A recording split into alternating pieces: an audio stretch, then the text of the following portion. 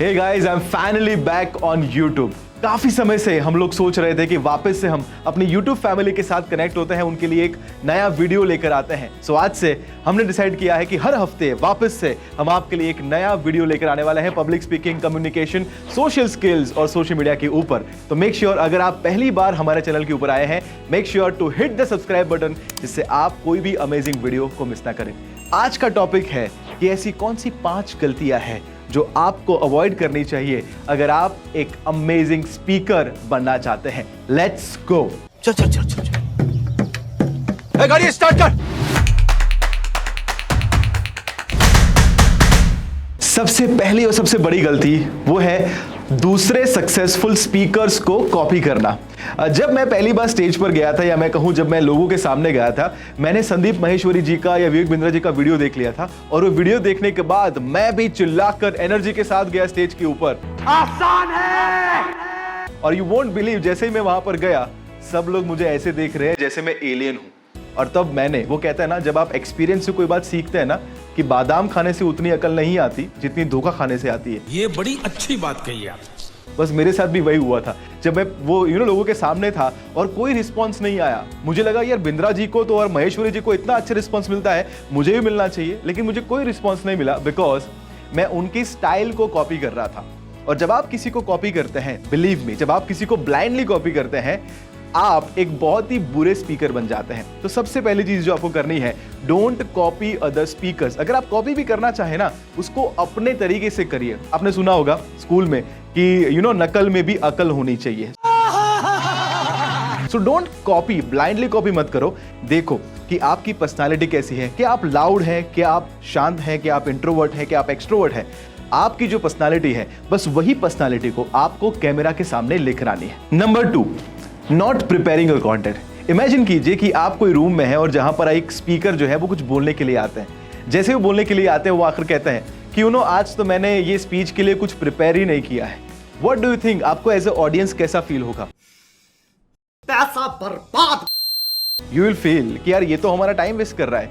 Similarly जब हम 5 लोग हो, 10 लोग हो, या 100 लोग हो, या 1000 लोग हो, कहीं पर भी हमें मौका मिलता है प्रेजेंट करने का, मेक श्योर कि अगर आपके पास 5 मिनट भी है ना, तो वो 5 मिनट में भी आप कुछ ना कुछ ऐसा प्रिपेयर करके जाए, कुछ ऐसे फैक्ट्स, कुछ ऐसी स्टोरीज लेकर जाए, जिससे ऑडियंस को लगे कि जब वो आपको सुनेंगे ना, दे विल फील लाइक यार इसने अपने कंटेंट के ऊपर थोड़ी बहुत मेहनत की है। और यही फर्क होता है 1-to-1 स्पीकिंग में और पब्लिक स्पीकिंग में, कि पब्लिक स्पीकिंग में अगर आपके पास कोई कंटेंट नहीं है, प्रिपरेशन नहीं है, तो बातचीत नहीं हो पाएगी। 1-to-1 में क्या है, आप सवाल पूछते हैं और सामने जवाब मिलता है और वो कन्वर्सेशन होते रहता है। लेकिन public speaking is entirely different thing. और किसी ने बहुत खूब कहा है कि I would rather go naked in front of an audience than going unprepared. क्या बात है सर, क्या बात है सर, क्या बात। ये तो जितने भी बार आप अनप्रिपेयर्ड जाते हैं, आप एक्चुअली ऑडियंस की डिसरिस्पेक्ट करते हैं। सो Always prepare your content. Mistake number 3, no KYC.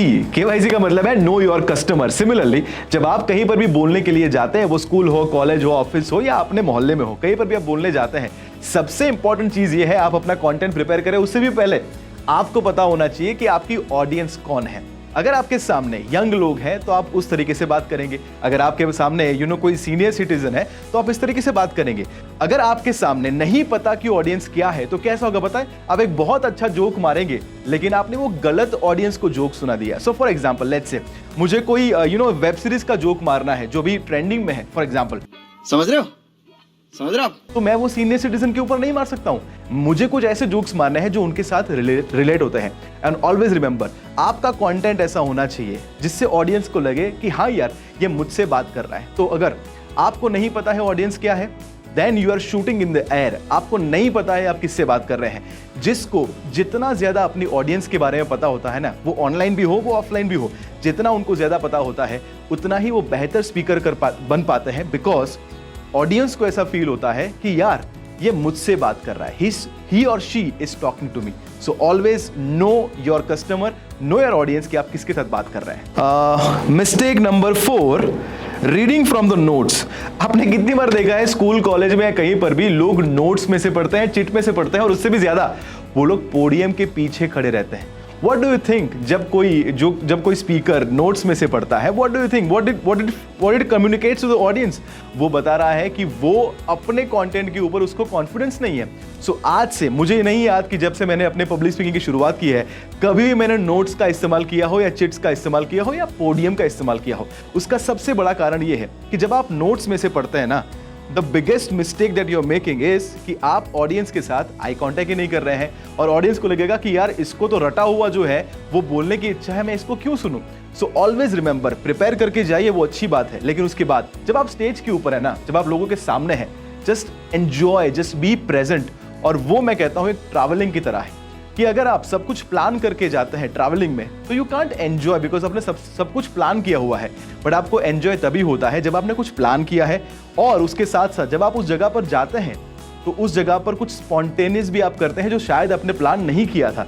Same तरीके से आपकी स्पीच भी ऐसी ही होनी चाहिए जो प्लानिंग और स्पॉन्टेनियस का कॉम्बिनेशन है। So don't make the mistake कि आप पोडियम के पीछे खड़े रहे या फिर लोगों की आंखों में ना देखें या फिर नोट में से पढ़े। वो नोट को फेंक दीजिए, don't think about the topic. जब आप लोगों के सामने हैं, कनेक्ट कीजिए, आई कॉन्टेक्ट कीजिए and make them feel connected with your topic. Number 5, distracting mannerism. इसका मतलब है बहुत सारे स्पीकर जब स्टेज के ऊपर जाते हैं उनको एक हैबिट होती है, या तो वो पॉकेट में हाथ डाल देते हैं या अपने पैरों के साथ डांस करते हैं या पता नहीं अपने हाथों को यहाँ पर लेकर जाते हैं।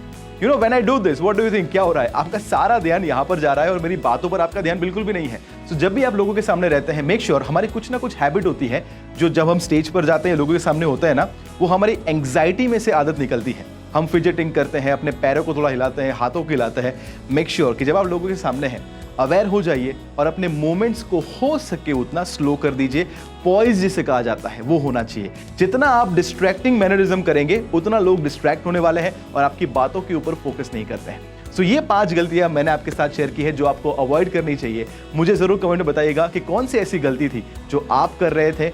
एंड मेक श्योर कि आप हमारे चैनल को अगर अभी तक आपने सब्सक्राइब नहीं किया है, make sure you subscribe and hit the bell icon, because मैं आपकी ओर ऐसे अमेजिंग वीडियो लाते रहना चाहता हूं जो पब्लिक स्पीकिंग, कम्युनिकेशन और आपकी सोशल मीडिया को इंप्रूव करने वाला है।